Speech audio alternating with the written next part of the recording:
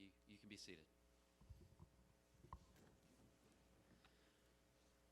I want to thank, on behalf of the family, all of you for being here, and just taking some time out so that you can be a part of the celebration of life for Alexander Joseph Coogan, who at the age of 27 passed away on Saturday, July 24th, 2021, in Galveston, Texas. He was born on February 5th, 1994, in Houston, Texas. Alex grew up in Kingwood, Texas, where he graduated from Kingwood High School in 2012. His childhood years were spent playing football in the Kingwood Football League and baseball in the Kingwood Forest Cove Baseball Association and select baseball teams on the Colts and the Stampede. Always the man with the plan, Alex and his group of friends spent every waking minute hanging out together. They were constantly riding go-peds, adorned with KGR stickers, marking their membership in the Kingwood Go-Ped Riders. I didn't even know that was a thing. Having airsoft wars, swimming, and enjoying their boyhood shenanigans, many of which we may never know have occurred. Today, these childhood buddies remain solid, lifelong friends and supporters. For the past 15 years, they have continued their cherished fantasy football draft. When they were younger, it was a tradition to suit up for this event. The only thing that has changed over the years is the winning prize amount. Alex's close friends were his extended family growing up. He cherished every memory they made from countless vacations and adventures that they shared over the years. At Riverwood Middle School, Alex enjoyed playing football, basketball, pole vaulting, and lacrosse. While in high school, his years revolved around his love for sports and teammates and friends. He played JV lacrosse and was on the KHS football team for 4 years, 2 of those on the varsity. In 2010, he was named to the academic all-district team. And one of the favorite things for Alex and his teammates to do after varsity football games was to gather around the fire pit for a bro circle at the Coogan home. War stories, right? Alex took great pride in being a big brother. He loved coaching Parker and his friends on their 7-on-7 football team, leading them all the way to the state championship. He also loved cheering on his little sister McKenna at countless hours of dance competitions. In addition to his passion for sports, Alex was a member of Kingwood's Best Buddies program, where he developed meaningful relationships with other members. Alex graduated with a Bachelor of Science in Commerce and Business Administration from the Culverhouse College of Business at the University of Alabama. During his time at Alabama, he was a marketing coordinator for the Dean of Students' office. Active in the Greek system, he served as both president and treasurer of the Interfraternity Council. He was a member of the Jason's Men's Senior Honor Society, a society of the university's 40 most influential student leaders from each year at the University of Alabama. For the Pi Kappa Alpha Gamma Alpha chapter, he served as secretary and vice president and even the philanthropy chair. Alex was also a member of Alabama's Cardinal Key Honor Society, Phi Sigma Theta Honor Society, and Order of Omega Beta Alpha Chapter Honor Society, where he received the Most Outstanding Sophomore Award. Additionally, he was the coordinator for Alabama's Pike Kappa Alpha Be the Match Bone Marrow Donor Program. That was a lot of Greek in there, by the way. Post-college, Alex worked for Weisenbaker Building Services in Houston as a field area manager and most recently as an estimator. In his free time, Alex loved playing with his beloved 130-pound dog, Duke, rooting for the Crimson Tide, and eating sushi from Ginger Cafe. He also enjoyed hanging out with his friends and his family, and especially looking forward to playing cards with his grandparents. Wherever there was fun, Alex was always right there in the middle of it, making the good times even more enjoyable. Alex is survived by his parents, Tim and Amy Coogan, and his sister McKenna. He is preceded in death by his younger brother Parker, whom he now joins as their little sister's guardian angels. He leaves his grandparents, Jack and Jill Coogan, Jan and Dodie Olson, and Kit and Nick Donwin. He's also survived by his Aunt Tiffany Coogan Abraham, Uncle Tyler Coogan, Aunt Kelly and Uncle Kevin Krinsky, Aunt Alicia and Uncle Chip Cunningham, Aunt Etienne and Uncle Kevin Olson, Aunt Kay and Uncle Joe Coogan, and Uncle Bob Coogan, along with the cousins Josie, Jensen, Jillian Abraham, and second cousin Jack Coogan Abraham, Avery and Owen Krinsky, Lila, Tilly, Tate, and Porter Cunningham, Andrew, Graham, and Emma Olson, Bridget, Josh, Glenna, Ryan, and Caitlin Graver, Maureen, Mike, Tommy, and Joey Schuler, Stephanie, Colin, Reese, Tully, Mac, and Poppy Coogan, Molly, Brendan, Henry, and Gus Coogan, Bernadette, John, Carolyn, Rory, Whitney, and Brody Hess, along with countless treasured friends. In other words, many of you. Thank you for being here. We want to begin with a song. Take a listen.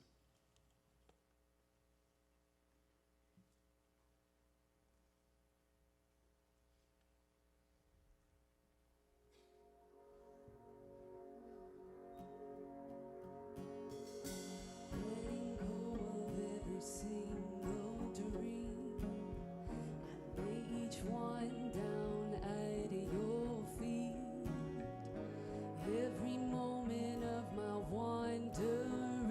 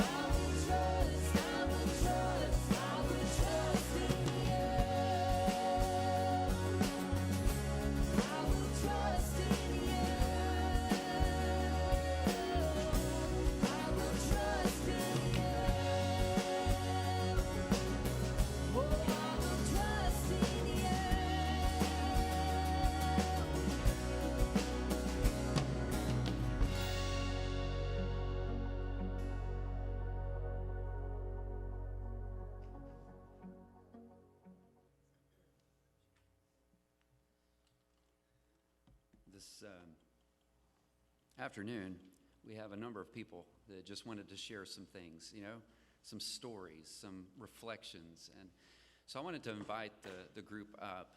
I know, Tim, you're going to be sharing some comments here in a little bit as well. But the stage is yours. The mic is yours.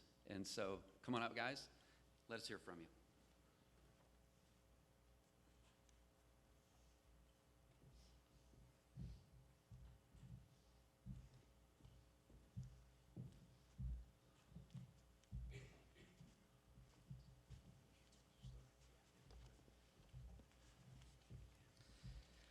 Hi, I'm Trey, and prepared a few words.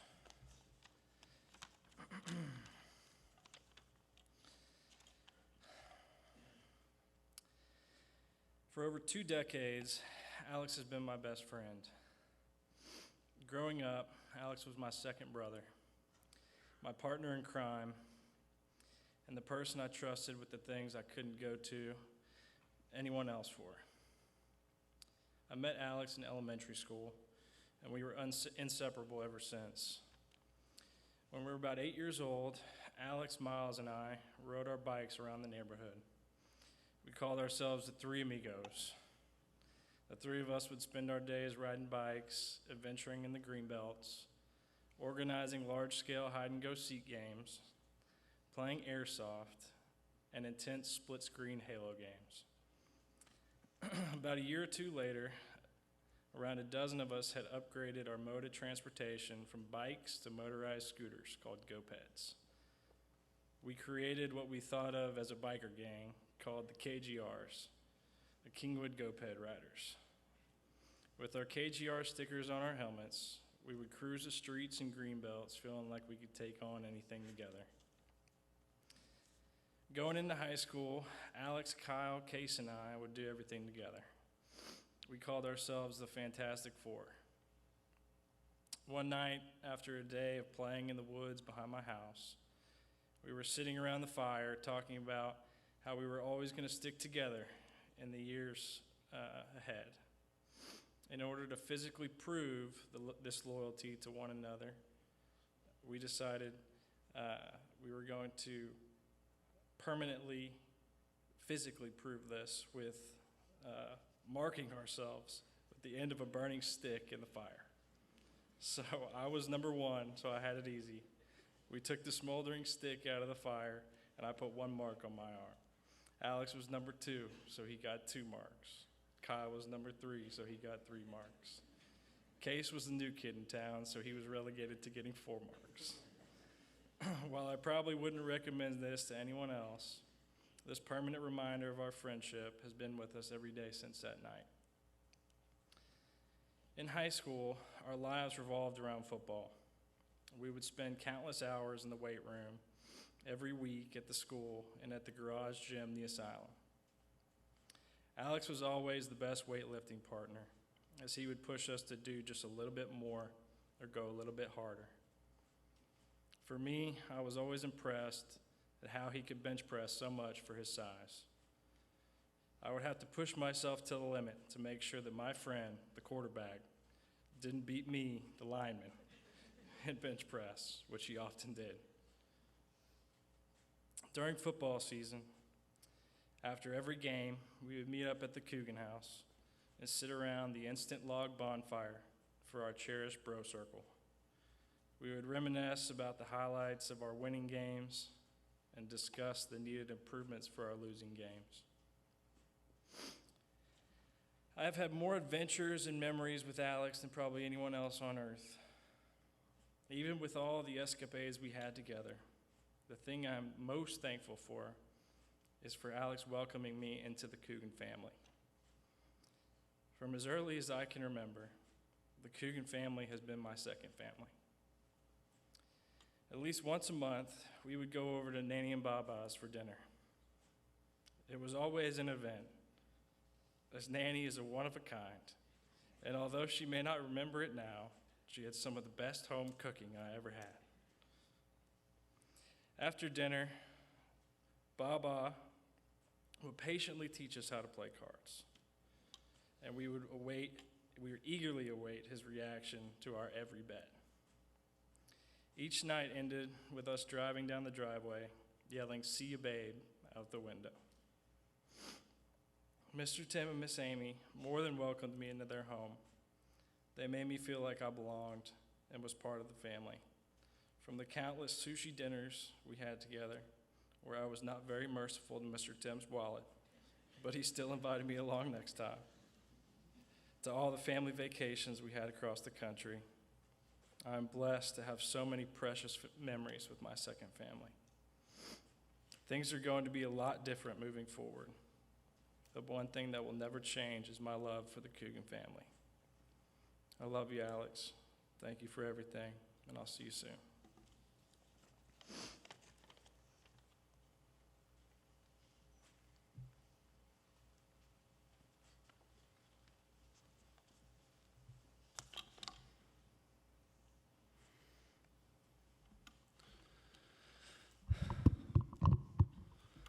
Hey everyone, I'm Brooks.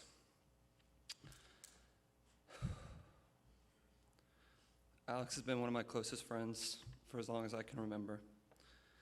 From Little League football to family trips together growing up to running around getting into all sorts of shenanigans in high school, I can't really remember life without him. For that, I'm incredibly grateful. I'm grateful that I got as much time as I did with him, and that I was blessed enough to call him one of my best friends. Alex always had a sort of magnetism to him. People were drawn to him. They wanted to know him. They wanted to be his friend. His natural reaction to all this was inclusion. He brought people in, gave them love and attention, made them feel like they were part of something. Perhaps the best example of this is the aforementioned bro circles we would have in the Coogan's backyard. Sitting around the fire, goofing around, just being kids. What started as a casual thing with just a few of us grew and grew until it felt like the whole Kingwood varsity football team was jostling for best positions around the fire after our games on Friday night. With Alex, everyone was invited, everyone was included, and everyone wanted to be there. This generosity and inclusion is certainly something that runs in the Coogan family. Mr. Tim and Miss Amy always welcomed all of us into their homes with open arms. At times, it felt like I spent more time at their house than I did my own. I'm certain we ate enough of their food for Mr. Tim to list us as dependents on his tax returns.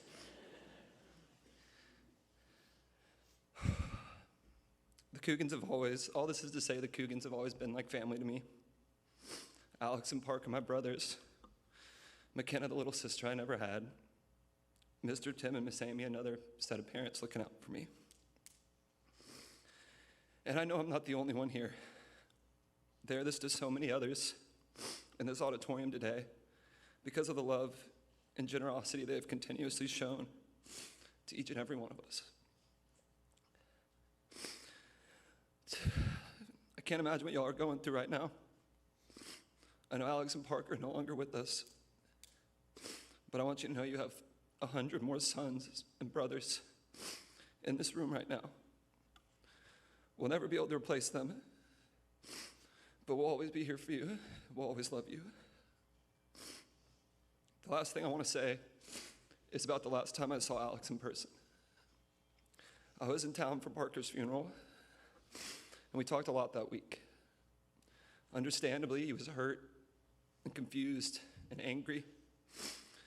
But what stood out to me was that what he kept saying about he and Parker's relationship.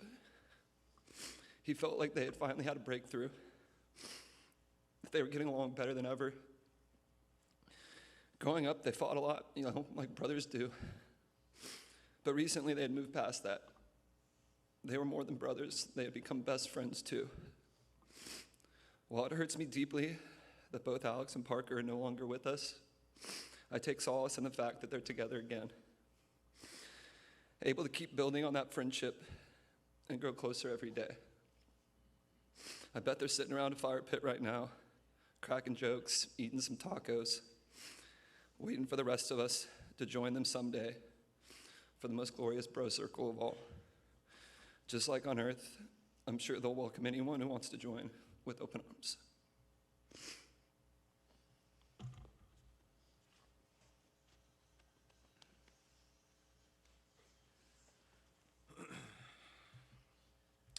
Hi, everybody. I'm Kyle Lampus.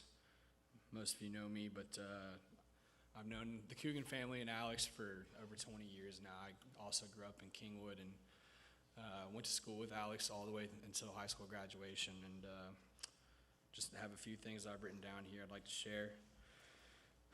I'm probably like most people here. It's rare to have vivid memories of when you were 7 or 8 years old, but I do have one memory that's, you could call it kind of a core memory for me, that it was the very first time that I got the invite over to the Coogan house. Being a third grader, Alex is already one of the cool kids at this point, so this is a big deal for me, right? Remember being very excited, and it was obviously after one of our baseball games over at the Forest Cove fields, and I remember we went back and we swam in the pool. You guys ordered some Pizza Hut, one first of many times we've done that. And we just hung out. We just did what kids do, and that was the first time. And as they say, the rest was history. We kind of never looked back. And over the following years, spent the night over there at you guys' house. A betting man might say over under 500 times. A lot of hours over the years. Spent playing Xbox or watching movies or picking on Parker as brothers do, until one year when the tables kind of turned physically and we realized picking on Parker might not be such a good idea anymore. So that came to a screeching halt. But as Brooks said, as we all kind of got older and got towards the same age, those kind of petty little brother arguments were in the past, and we all got very close over the past few years. Like I said, a lot of hours spent together, most of the time just doing nothing at all. But we were doing that together, always together. One of the things I've been able to learn living in a few different places is how rare it is to have a group of people like these guys behind me that have been able to stick so close for so long. I'd meet people and they'd be shocked. They say, why do you care so much about these people in your past? And they just didn't get it. We had a really special bond, all of us up here, for so long. And it was like Brooks said, Alex was kind of like the glue that held us all together. He was our motivator. He was our energizer. He was the one who pushed us to reach farther and go higher. The one who made us feel like anything was possible, even when it ended up biting us in the ass sometimes. When Miss Angela and all of our moms were helping set everything up, they were asking us for some stories to share. And my first thought, well, gosh, it's impossible to think of a single story throughout my childhood that doesn't start with Alex. Maybe a couple of them is not so safe for work, but bottom line is there are too many to count, too many to name, especially for someone like me who's been in his life for as long as I can remember. It's impossible to narrow down just one or two. So for me personally, I'm just gonna kind of keep those for myself, and maybe let some of these other guys share some stories as well. But I will say just how surreal it is to be standing up here right now. When just a short time ago I was just right there in that row when we were here celebrating Parker's life, and I remember thinking to myself on that day how strong all of Parker's friends were when they were up here in our position, and how hard that would be. And they all did such a great job. I can't commend them enough for coming up here and honoring Parker in the way he deserved. And Parker was my brother too. I remember him from when he was this big, and like I said, when we were able to pick on him, not so much anymore. But he was my brother too, and it's funny, I've been laughing over the past few days, trying to think of what Parker's reaction might have been when he saw Alex up there for the first time. Probably another not safe for work moment, but had to have been hilarious. But it really does give me joy to just to know that they're up there together, probably arguing about something stupid like a Call of Duty game or who's going to get the last spicy tuna hand roll or something like that. But that's the kind of things that made them so close, that no matter how many times they argued, as brothers do, they were always had genuine love for each other. It's funny. For as long as I can remember, Parker and Alex and I would always have all these grand schemes and plans to how we were going to take over the world together. We had it all planned out. We would talk about it all the time. Parker was going to invent some sort of new innovative tech or an app or something, and then Alex and I were going to sell it for him. And then we'd be millionaires. Easy, right? And while I wasn't fated for that to happen, I'll cherish those memories we had of just being young kids with the world as our oyster, and anything was possible. It's funny, they're in some ways, Parker and Alex were so different. For you guys that know, they had different personalities, but I've truly never seen a group of siblings, two siblings, that complemented each other's strengths and weaknesses so well. They were able to kind of banter off of each other so well, and I think if we put the two of them together, anything was possible for those two. Mr. Tim, Miss Amy, McKenna, you guys are big a part of my childhood as anyone else. Y'all welcomed a skinny kid with some shy tendencies and some picky eating habits into your house, and I know that's a big red flag for you guys. So I appreciate that, but I just couldn't be more thankful that you guys welcomed me in, same as all these guys here, and made me a part of your family. And I'll never take that for granted. I love you guys. I don't know why this has happened. I don't think I'll ever understand it truly. I do, though, believe that everything happens for a reason, and while we might not understand what that reason is right now, I think if we can all just take a moment to learn that we should cherish those that we have left and the time we have left with them, then we can take some sort of small positive out of this otherwise just tragic situation. I know that's what Alex would want for us, and that's what I'm going to do to help honor his memory as best as I can, is live my life and do all the things that we always talked about doing together. And that's just the best way I know how to do it. I know as I'm out there doing those things and continuing on, he's going to be right there with me. Always will for the rest of my life. My future kids, my future family, they'll know who my friend Alex Coogan was. He'll be there with me forever. Like I said, I don't know why this has happened, but all I do know is Alex was the brother I chose, and I'm gonna miss him.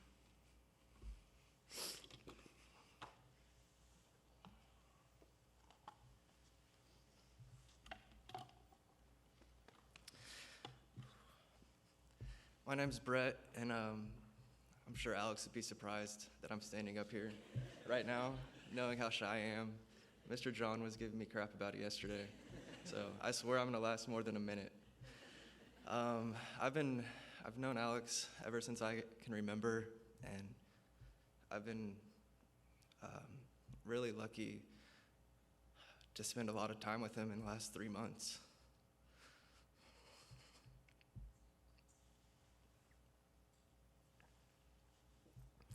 And I just try to think the only silver lining in this whole thing is that he's with Parker. And Alex loved Parker more than anything. And honestly, every single time I saw Alex, we talked about Parker. And I can't imagine when he got to heaven,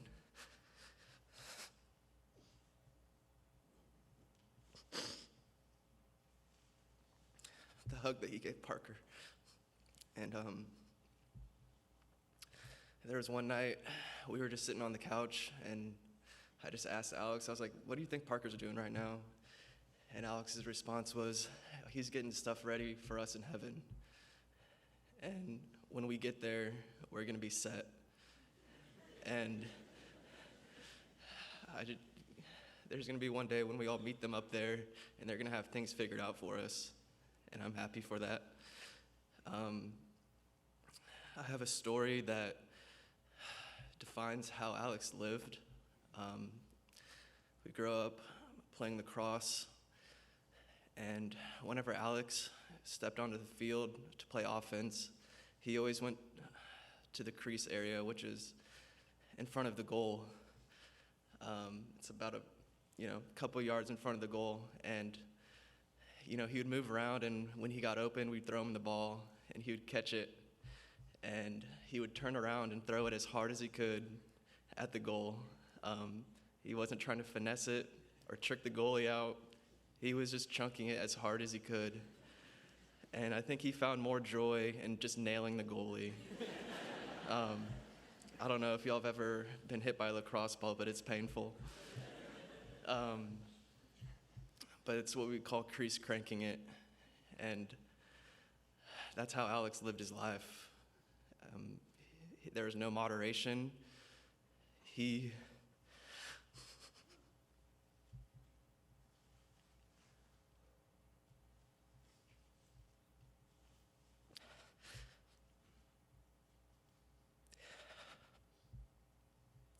oftentimes made decisions without even thinking about the consequences.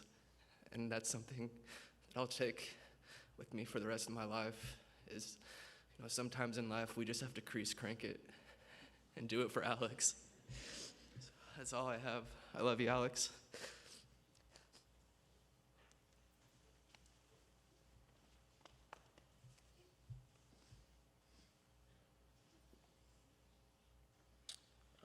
My name's Tyler Perez. I've been one of Alex's friends for quite a while.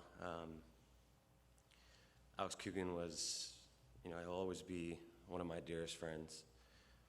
As kids, his friendship gifted me with so much stability, purpose, and so much love. In a world I was struggling so hard to find a place in, to Alex, I was always enough.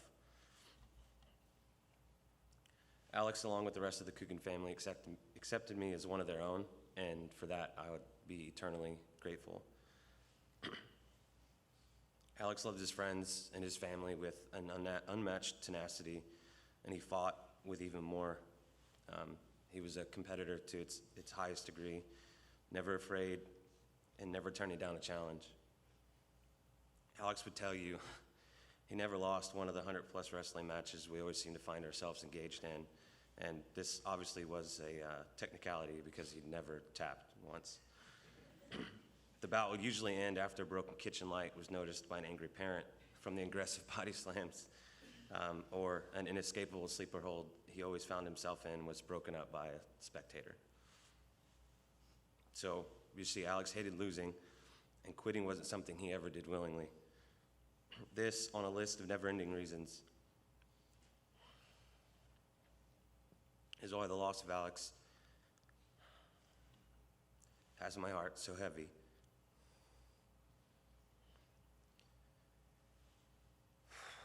Because he wasn't done fighting, and he wasn't done redeeming.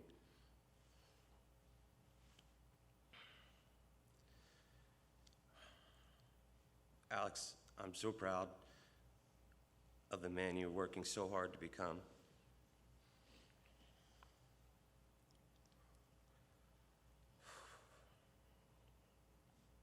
The memory of you that will forever echo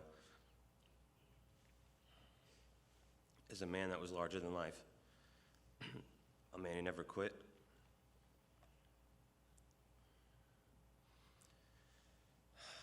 and a friend that loved and accepted me for who I was. Mr. Tim, Mr. Amy, Ms. Amy, thank you for sharing Alex with the world. He was truly a gift and a treasure to all of us. I can't imagine the Lord would need anyone else now that he's got Alex and Parker by his side.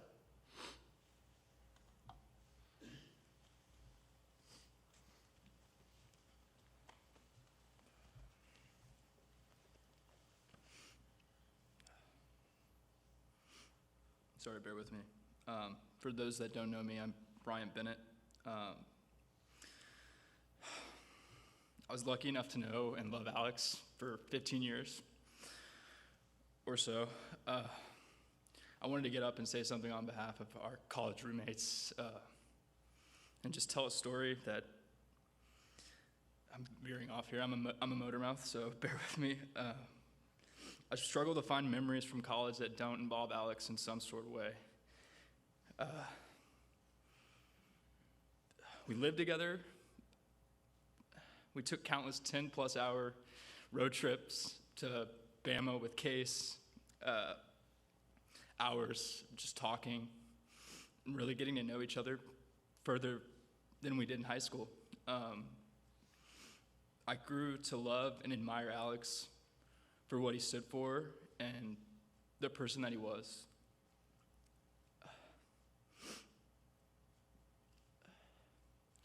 So for today, I'd like to share a story that emulates what Alex meant to us at 503. It was sophomore year.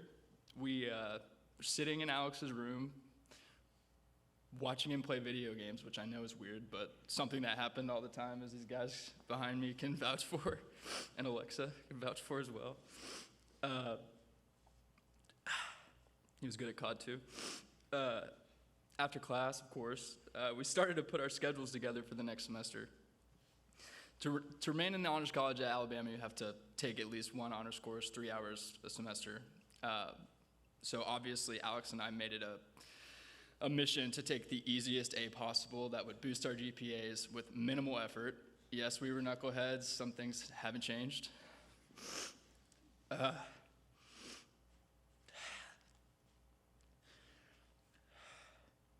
So rumors of an easy class were circulating through our fraternity. So of course, I jumped at the opportunity to get in until I noticed there's no spots open. So what am I going to do? I'm going to find another course, to take, to stay, and to find the easiest class I can. Bouncing ideas off of Alex, I asked if he knew of any other easy A's that I could take. His simple reply in a Coogan-esque manner, "Don't worry about it, I got you." And no joke, either later that day, I think you were with us there, Logan. Later that day or the next day, I get a call from a random number on my phone. And it was the dean of students. Coogan made a call, got me in the class. Not a professor, not an associate professor, but the dean of students. Called me, informed me that he'd opened up a slot in his class for me from a simple call from Cougs. And if you know Alex, that's just the guy he was. If you wanted something done, he could get it done for you. It's crazy. We have a saying amongst our friend group up here that circulated through high school and made its way to college as well. What's a Coogan, right? To me, and to the guys up here, Coogan was a leader. Coogan was passionate. Coogan was ambitious. He was driven beyond belief. Like Tyler said, there's not an ounce of quit in him at all. Simply put, Coogan was the man. And I admire him and still look up to him to this day. And always will. We love you, Alex. We love you, Coogan family. Thank you so much for everything. Thank you so much for sharing Alex with us.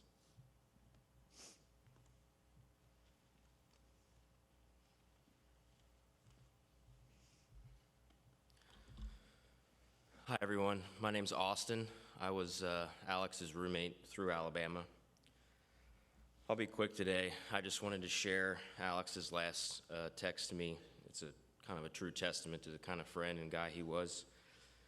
Alex always, no matter what he was going through, found the time to call me at once a month outside of our group college text just to check on me, see how things were going. He called me a couple weeks ago when I was at work and I missed his call. He texted me right after and said, "Nothing important, man. I've been doing this daily devotional thing, and today's lesson was to call everyone on your favorites in your contacts and just check in.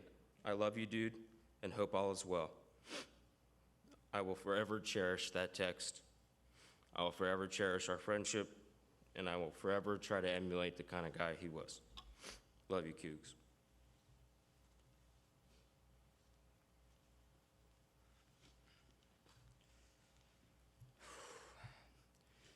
My name is Brad Kellner, and I had the privilege of living with Alex for 2 years in Austin from 2018 to 2020. And, it took me 24 years to meet Alex. It took about 24 hours to realize that he was going to be one of my best friends. They don't make people like Coogan. They really don't. Every single time he would leave our place, he would ask me, "Hey, man, I'm going to the store. Do you need anything? Hey, man, I'm getting food. Can I get you anything?" I feel like every day when he was coming home from work, he would text me and offer me dinner. "I'm on my way home. Can I get you food?" I'd be like, "Nah, I'm good. And he would come home with no food. I'm like, "Dude, I thought you were getting food." He's like, "No, I just wanted to ask you if you wanted food." And I'm like, who does that? But he's different. I love him. I love him so much. The first year we lived together was a 4-bedroom house, and I was working a very early shift at work where I had to leave our place at about 4:45 every morning. And I'd walk out my room, and Alex was up playing Xbox. And that was like his cue to go to bed. He would see me, and he's like, "Oh, God, I've been up way too long. I got to go to bed." I was like, "Yeah, you probably should, dude. Don't you have like work in 3 hours?" And I'd get home from work at like 10 or 11 in the morning, and he'd be gone somehow at work. And I was just like, how does this happen? How do you function? Who are you? But he was so great. And, man. And I also didn't realize his name was Alex until like a year after I met him. I legitimately thought he was like a soccer player where just Coogan was like his only name. And the first time I met Tim and Amy, it was, we were getting dinner, and they called him Alex, and I was like turning around, like, who? Is there somebody else here? It was like a Cosmo Kramer moment from Seinfeld. But he was one of a kind. He really was, and I'm so lucky to have been able to call him a friend. And Tim and Amy, I'm always going to be here for y'all. You guys were so gracious to me every time that we met, and thank you guys for that. McKenna, we've never met, but he talked about you all the time. He loved you so much, and he was so proud of you, so proud of you, and of course Parker too. God, he loved y'all a lot. And I know this sounds cliche, and I think this phrase is used in hyperbole often, but the world just isn't going to be the same without Alex. He made this world better. And the world is a worse place without him. So, Alex, give Parker a big hug from us. By the way, I'm here for all of you guys. Most of y'all I'm meeting for the first time. Extended family, I'll always be here for you guys. But Alex, make sure you give Parker a hug for all of us, man. And I love you, and can't wait to see you again. Thank y'all.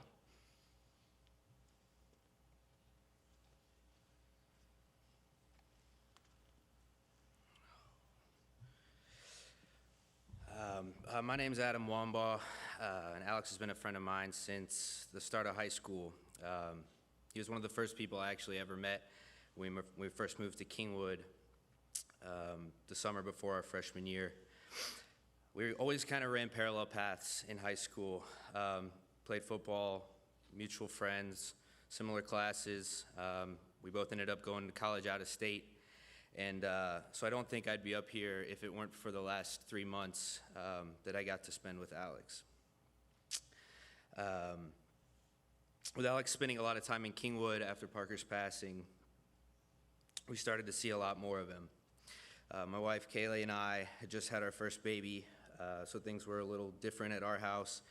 And of course, we couldn't really go too many places. So I thought surely Alex had many better things to be doing than hanging around and doing our mundane suburban activities. But I was pleasantly surprised. We'd invite him, and or I'd get a text, "What's up?" That was his line. And we'd end up sitting on the couch watching 3 straight episodes of Loki, or we'd scrounge up a group of guys to play a Nintendo Switch golf tournament, and those were the most competitive tournaments you've ever seen. If it weren't for the little strap that we begrudgingly got Alex to put on his wrist, I'd know that there would be a Nintendo Switch controller in my wall at home right now. Swinging easy wasn't really something Alex did. So about the same time, a group of us had started a men's Bible study in Kingwood, and Alex jumped in with both feet. I think we were one of 2 studies he was a part of weekly. But the pressure cooker of the tragedy really led to some of the most raw and heart-wrenching conversations I've ever been a part of.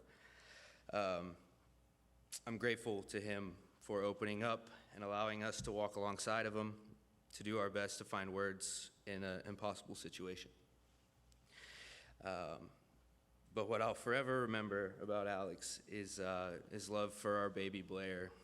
And she's 6 months old this week, and we somehow got to calling her Blair B. And by we, I mean me, Kaylee, our mothers, and Alex. And so we'd get a text, "How's Blair B? What's Blair B up to today? Can I make this picture of her my background, or is that weird?" And this ultimately led to Alex repeatedly declaring himself as her one and only godfather. And we're not Catholic. We had no intention of doing the godparents thing. But after the 3rd or 4th time he said this, I said, "Okay, so let's go with this for a second." So you realize that if all else fails, that baby gets dropped off at your door. So like, are you ready to change diapers, And he immediately, without hesitation, absolutely, 100%, I'll figure it out. And we laughed, and didn't think much of it. But reflecting on that, I really do believe that if push came to shove, he would have found a way to do it. He would have figured out how to be a godfather. Was he in any way capable of taking care of an infant? No, not at all. But he loved us, he loved Blair, and I think he would have, without a doubt, found a way to make it happen. And so this is an idea that I saw in all areas of his life, as many have mentioned. Anything he wanted to do, he threw himself at wholly and completely.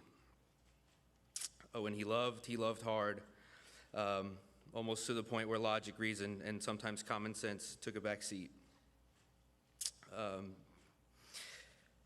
So as I grapple with the fact that our little girl won't get to grow up with her godfather around, I'll do my best to honor him by instilling in her the things that I was lucky enough to learn from him in the short time we shared here on earth. I love you, dude.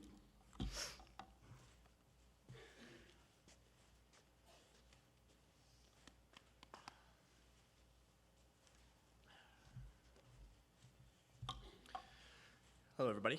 I'm Cody Weisenbaker. I didn't expect to speak today, but just hearing all these things, I just felt like I kinda had to say something for Alex. I am not the same age as all these guys. I was the middle kid between Alex and Parker, so I kind of didn't have a person. I was kind of the in-between person. I was able to hang out with Alex and hang out with Parker, and they both thought I was a little weird, so it was all right. So, but in doing that, I was able and blessed to know both of them, and was able to learn so many things from Parker, and me and him were into computer gaming together, and I was able to hang out with these guys growing up and get 2 people to beat me up, and it was really fun. But Alex, me and Alex really weren't super close growing up because we weren't the same age, and Trey and him were so close. But 2 years ago, whenever I moved to Austin knowing no one there, and I had a U-Haul trailer with all my stuff from College Station moving up there, and me and my girlfriend at the time were gonna unload all this stuff, huge couches, and we were like, how are we gonna do this? And I knew no one, and I just thought, and the only person that came up was Alex. And so I called Alex, and I was like, hey, dude, I know this is a lot to ask, and I literally didn't give you any notice, but hey, would you mind helping me unloading these 2 big couches and put them in my tiny apartment? And he was like, I'm on the way. And right then, I knew that, like, me moving to Austin was going to be a great step in mine and Alex's relationship, because he helped me move those huge couches up this scissor stair lift that literally, at one point, we were pulling it over this railing because it was too large to actually make the turn, so we were pulling it over the railing, and it started falling down because Alex was just such a beast of a man. He just go, whoo, just grabbed it, and then just pulled that thing over. And I was just like, man, I would have been crushed if it wasn't for you, so thank you. So that was Alex. I mean, and didn't have to ask to be your friend. He just was. And after Parker died, me and him talked a lot.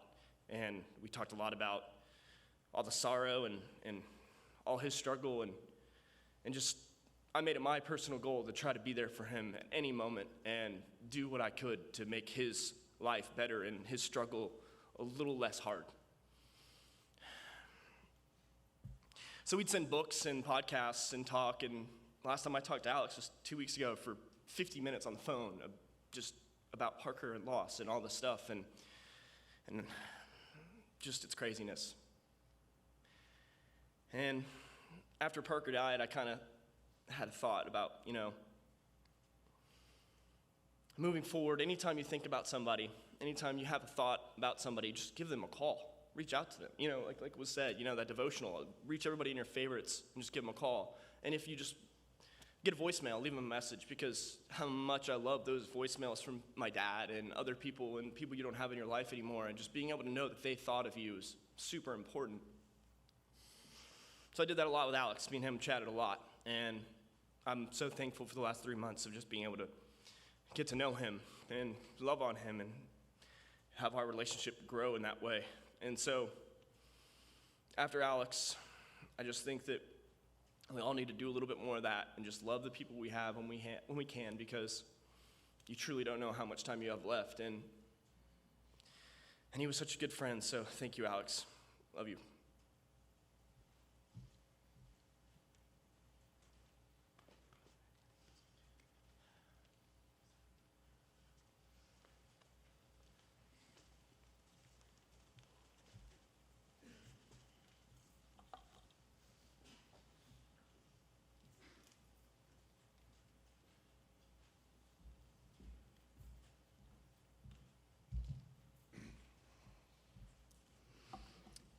Thank you, man. My name is Tim Coogan, and I'm going to hit on some of the themes that these incredible young men have shared with you. But I'm going to start with a couple really tough words to say, and that's Alex is with Parker now. And for as difficult as those words are to say, they bring our family great comfort. When we lost Parker, we worried that he would be scared and alone. And I know heaven's not like that, but you still want somebody there. And while we miss Alex desperately, the fact that he's with his brother now brings us great peace.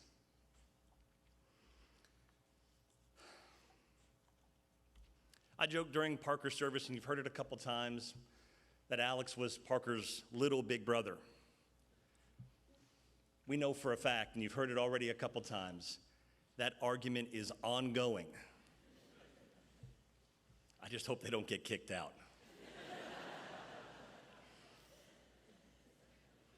But we know they are together, they are safe, and they are happy.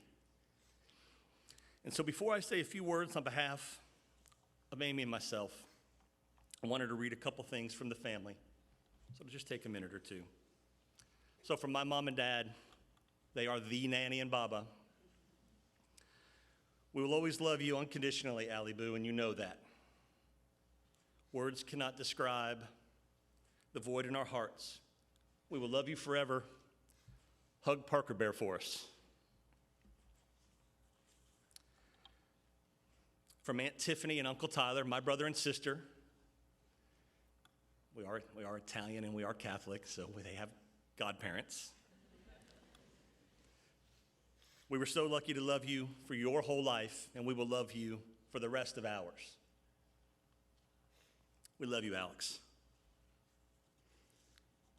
From the cousins, Josie, Jensen, and Jilly. We were so lucky to grow up with you as our oldest cousin, friend, and protector. We always looked up to you, and we love you very much, Allie Boo. All day, every day, and forever. We will see you and Parker in heaven someday, and baby Jack is lucky to have both of you looking out for him. From Alex's sister, McKenna, Allie Boo. I cannot list all the words that remind me of you. Witty, clever, charismatic, spontaneous, and so many more. The world is less bright and lonely without you. But even with a 6-year age difference, I always knew that I had a best friend and a cheerleader rooting me on. You were my protector, and I promise to live the rest of my life for both you and Parker. Everything that I do will be for the three of us. I know we'll be together soon, but until then, don't have too much fun together. Now, I want to be clear, that's McKenna's way of saying, please don't break anything. I will spend every moment missing you. Love you, Boosh. So, now as many of you know, Alex was our firstborn and my parents' first grandchild. Now, firsts get away with a lot, and Alex's definition of a lot was everything. So I'll tell you 2 very quick stories that involve my mom and dad. So when Alex was about 2.5, we dropped him off at my parents' house for a day of swimming. We were running some errands. I think we might have seen a movie, something. A day of swimming. We get back to the house to pick Alex up, and my dad is on the phone, and my dad is a very kind man. But he's on the phone with the pool company, and it doesn't seem like an overly pleasant conversation. Something about, I need the heater and I need it now. It's chilly, but it's not that chilly, is it? I asked my dad, I said, what's wrong with the heater? He goes, there's nothing wrong with the heater. But Alex jumped in the pool, popped straight back out and said, it's chilly, Baba. And just like that, the world's largest pool heater was on the way and installed within 24 hours. I can assure you that kind of responsiveness did not exist for my brother, sister, and I. So now we'll talk about how we got away with just about everything with my mom based on charm and a smile. When he was about 7, somehow he convinced my mom that it would be okay to watch the movie Jaws. Needless to say, we didn't do a lot of Shark Week after that, but somehow he made that happen. Alex was our charmer, he was our daredevil, he was our schemer. I think you've heard that theme a couple times. He was our trailblazer. He was our first.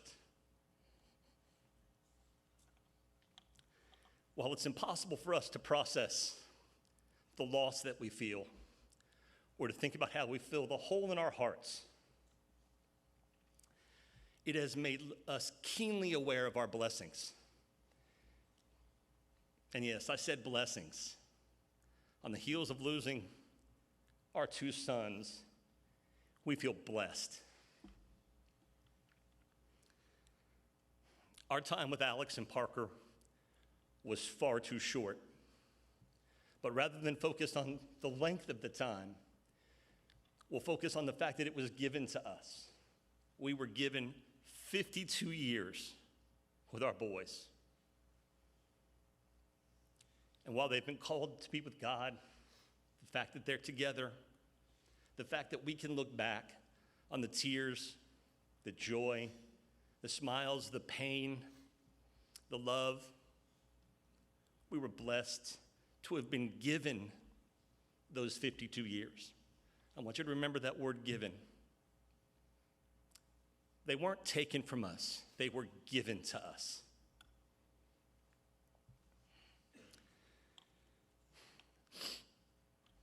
We hurt, but we are truly blessed. We are blessed that since Parker's passing, so many of you here and all over the country really, and these men here have wrapped their arms and their hearts around him, to help him reconnect with his faith just in time for his journey to heaven.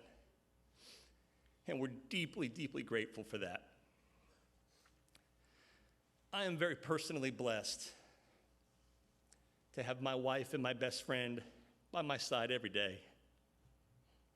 I love you so much. We are truly blessed to have our wonderful McKenna and to have our amazing Monroe and to have all of you in our lives. We are blessed to be joining the SEC. I needed that there for a second just to. We are blessed to be rejoining our Aggie brothers and sisters.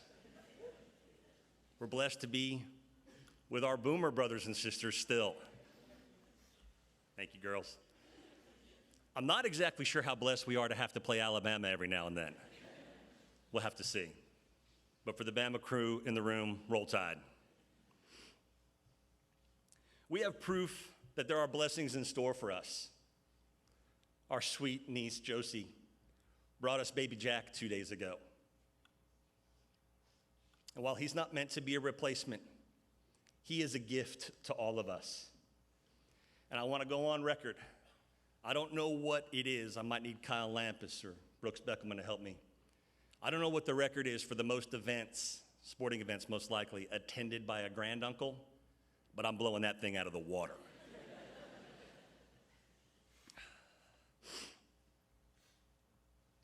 We're also aware of the good that we can do. We have been given so much goodness. I think we can do the same. Along those lines, I want to ask all of you to think about the phrase give and take. And while give and take is often thought of as a positive, negative relationship, apologies to the accountants in the room, I believe that in life, a positive does not mean that you have to have a minus. I think you can give to others without taking. A kind word, a kind action can lift someone up with no cost to you and in fact may even benefit you. To have done something seemingly so small, but you can give that to somebody. You can take your differences with someone to heart as an opportunity to learn and grow and share what not makes us different, but what makes us the same. And you know what? We maybe just make this world a little better place by taking that time. You can give forgiveness and help people heal with your love and maybe even feel a little better yourself.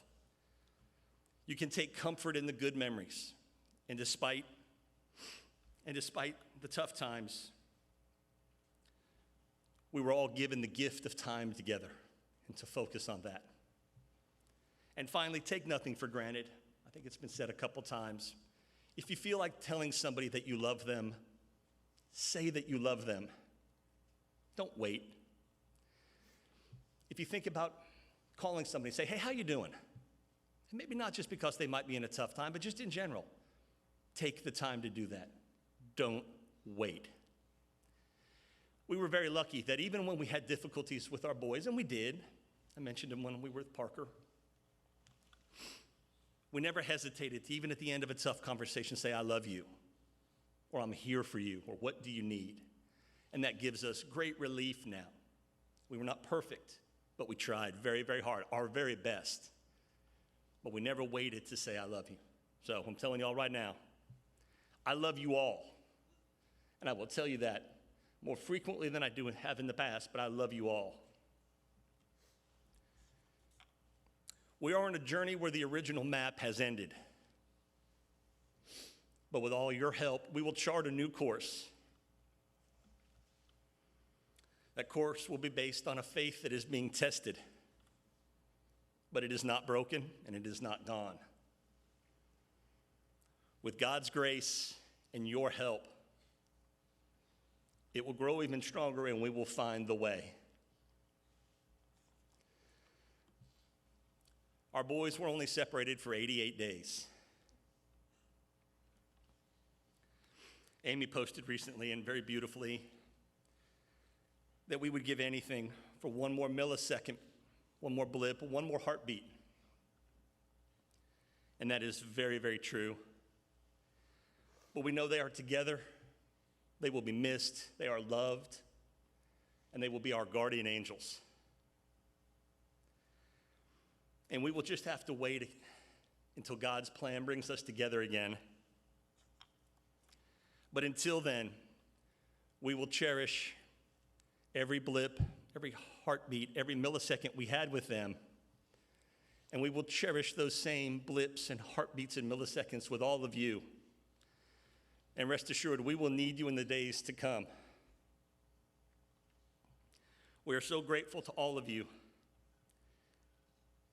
for being in our lives and for giving us so much.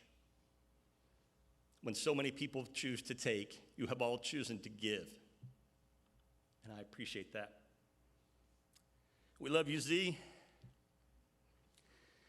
And we'll miss you. Give Park a hug for us. Take care of each other. Watch out for us. We'll see you again when the time is right. We love you. We love you very much. Thank you, everybody.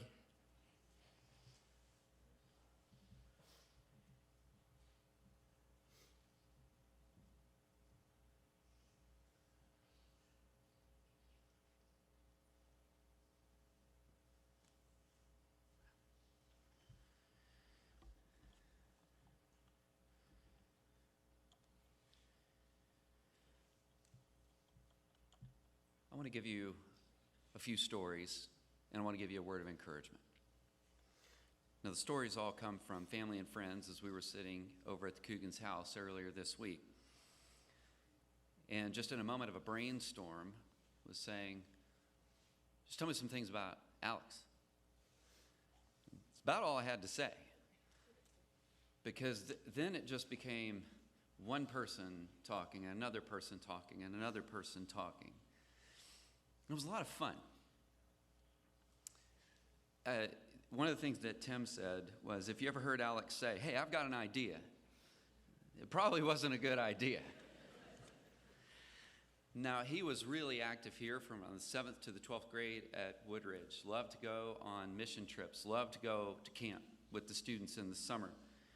And apparently, on a mission trip to New Orleans, he also loved to get his ear pierced while he was there. It's not why they went. It's not why they went. When I was talking with McKenna for just a little bit, she said, Alex was Nanny's favorite. I said, is that right? Well, how do you know? She goes, well, she told us.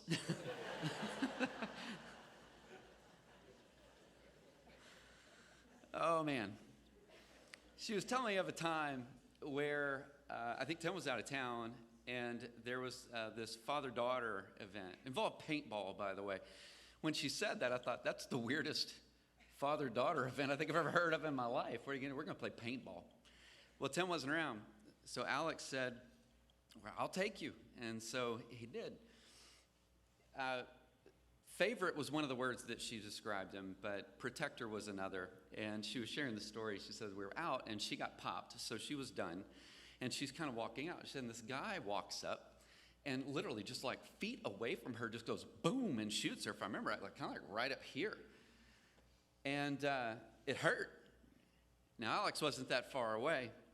So what did he do? He walks up basically within like right here of the guy and just unloads on him while he's there. He was a protector. She was saying there were times at night that she would get scared and she would want to go into one of her brother's rooms. And she said, but I never really wanted to go to Parker's room. I said, well, why? And she said, because he made me pay to go there. My gosh, Parker's charging rent from a scared sister. So Alex never did that. See, he's a protector. As long as she was cool with him playing video games, he didn't care. That's some good stuff, isn't it? And when you think about kind of the quirks of a family, we've all got those kinds of stories. And it's what makes some of life really special. She said there was one night she went in because she was scared. This is McKenna. And she went over to Alex's bed And she like starts to jostle the bed, and his helmet was where his head was supposed to be. And as she like does, she realizes he's not in the bed. He had created this fake body thing in the bed. Now what she thought was, for some reason or another, rather than he snuck out of the house, McKenna's thought was, he's been abducted. So of course she goes and tells the parents. Now, here's the thing. What you come to find out is this wasn't apparently that uncommon. And he even had I believe he painted his bike black and stored it on the greenbelt. It was his getaway vehicle for the nights that he snuck out. Some of the good stuff. When the family started to talk about 3B's restaurant, it got even better. One, I believe it was Mark, was saying that when they were together, worst waiter in the history of restaurants, maybe the worst, for a number of reasons. I think it was Mark, if I got it right. So that he was there, and as Alex comes up to serve, he's got like 12 things of Dr. Pepper. And as he starts to lean over to hand the drink down to the table, he pours everything onto him. And it was so bad, he was so drenched that even later, like a couple hours later, he pulls his wallet out, and it's literally still pouring out of the wallet. The way that he would serve the drinks is not the way any of you would want your drink to be served. Instead of saying, here you go, he said it wasn't uncommon for him to grab it like this and go, there you go.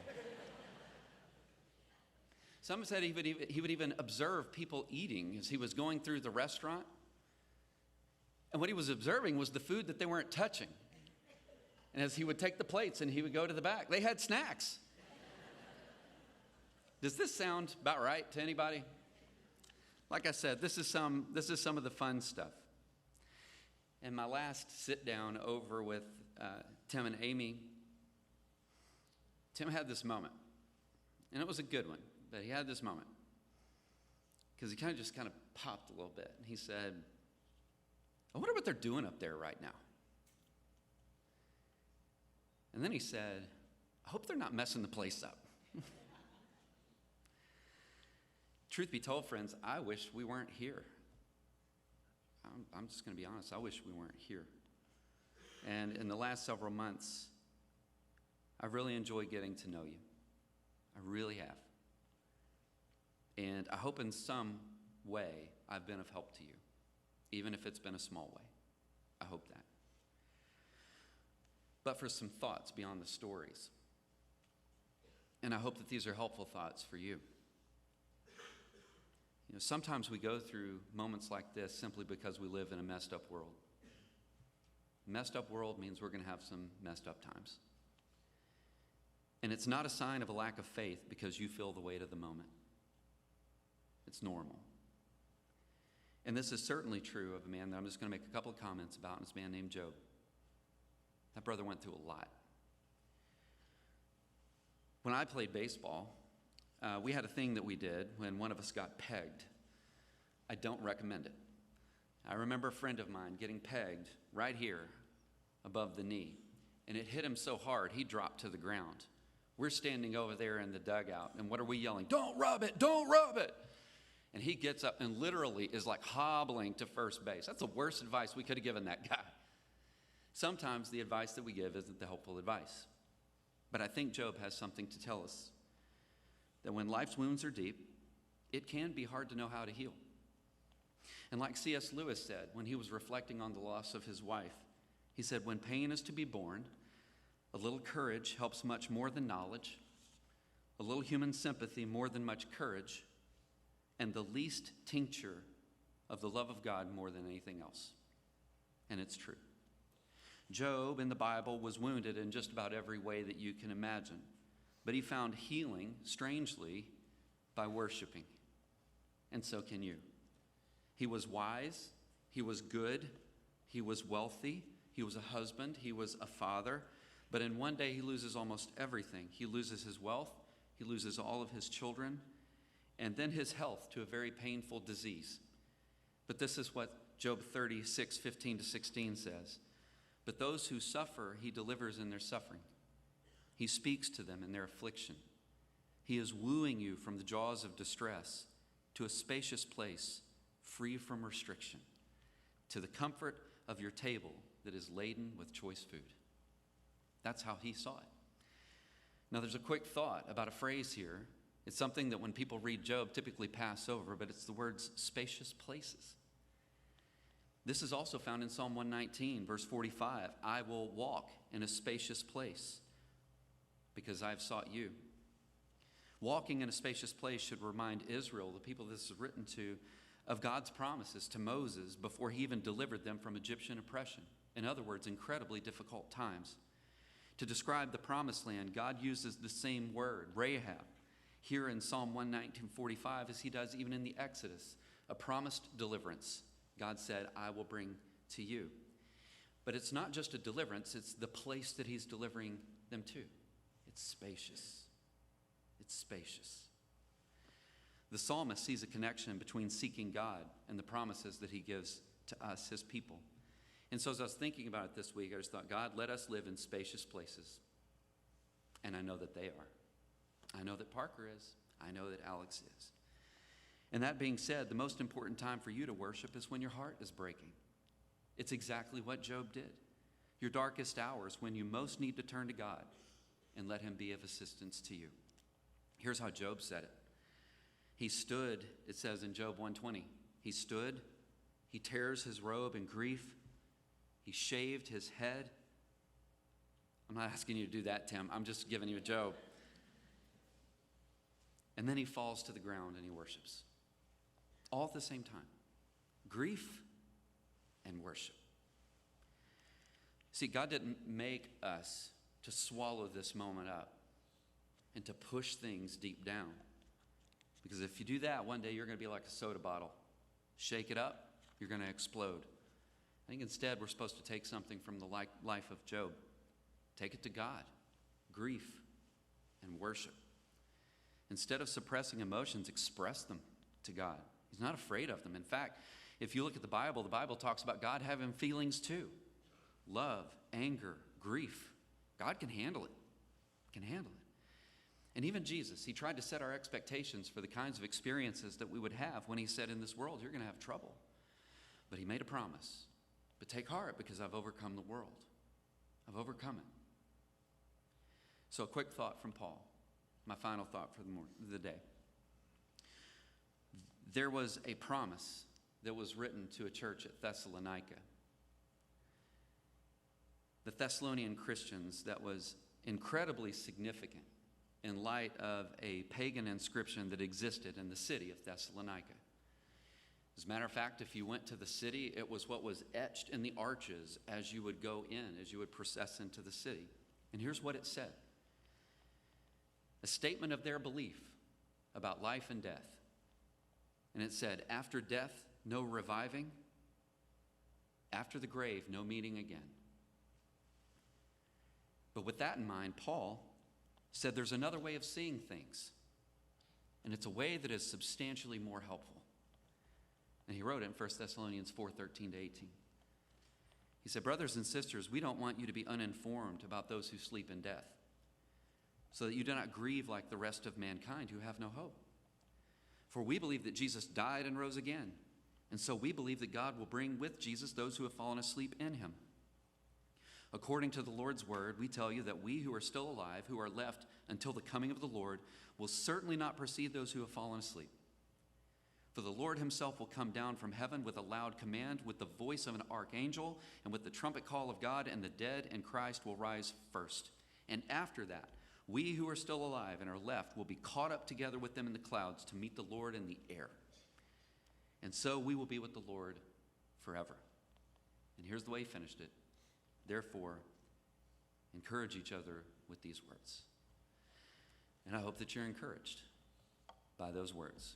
There is absolutely nothing that can keep God from delivering on his promise to you or to any of you. We wanted to end our time today with a song, one that the family selected. So take a listen.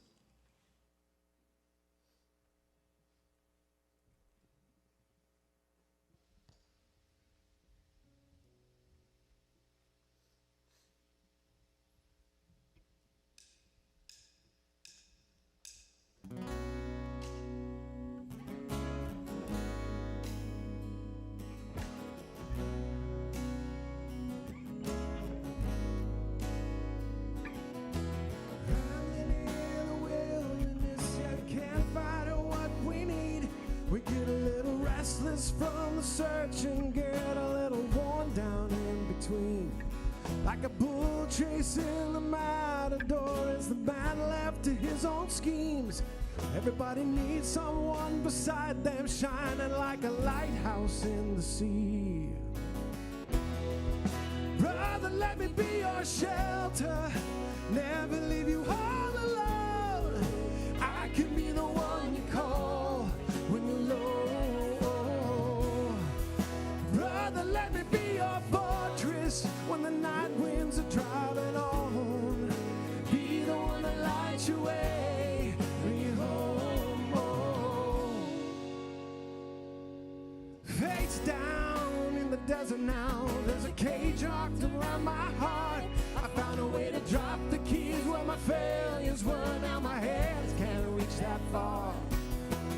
I ain't made for a rivalry, I can never take the world alone. I know that in my weakness I am strong, but in your love that brings me home. Brother, let me be your shelter, never leave you all alone. I could be the one you call when you're low. Brother, let me be your fortress when the night winds are driving on. Be the one that lights your way, bring you home.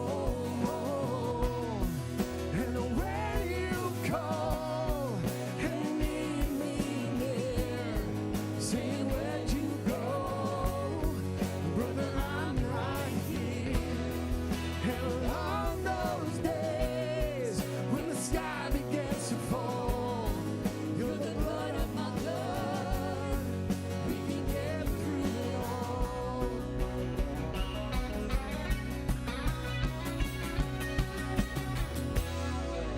Brother, let me be your shelter, never leave you all alone.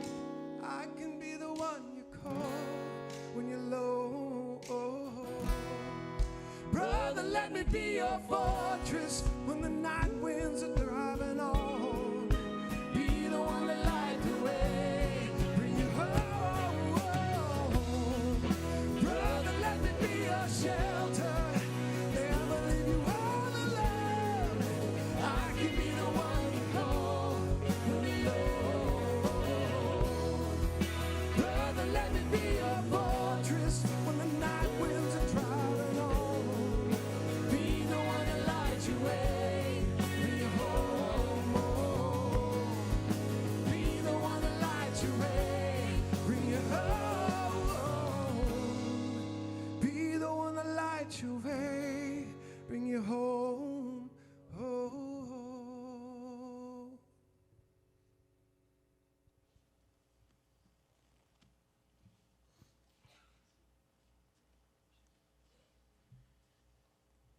If everyone would please stand in honor of the family. And at this time, I'm going to have the family recess. And if you would just stay here for a moment in honor of them, and then I'll give you some more instructions.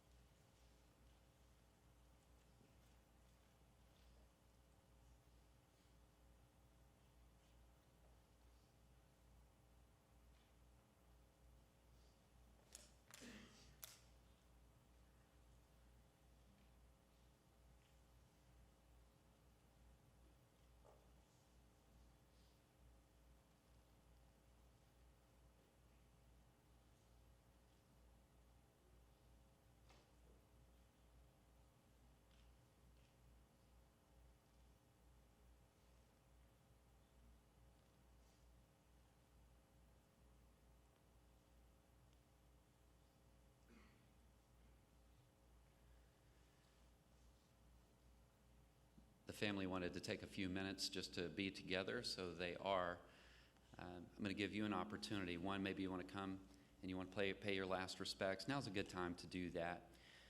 But also, before I release you to go and for the family to receive you, a couple of things out there. One is make sure that you sign the book if you haven't, but there's also a special table kind of over in the corner, and there are some cards there, and you have a chance on those cards to write some of your favorite memories about Alex on those cards.